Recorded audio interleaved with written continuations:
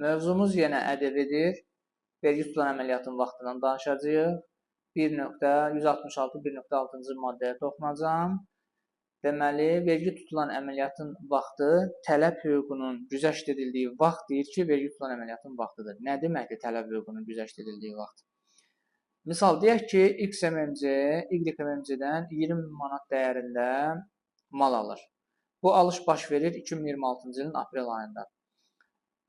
Lakin bu alışla bağlı Y MMC-yə məbləği ödəyə bilmir, yəni 20.000 manatı qarşı tərəfə ödəyə bilmir və Y MMC-dən möhlət istəyir ki, müəyyən müddətdən sonra mən sənə bu məbləği ödəyim.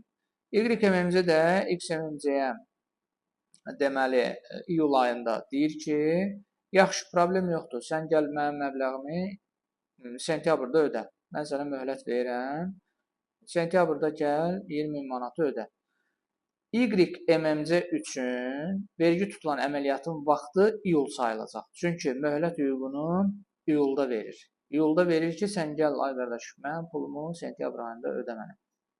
Y MMC iyul ayının ədəbi bəyannaməsində 20.000 manatı bəyan edib, 3600-ünü dövlət büdcəsinə ödəməlidir.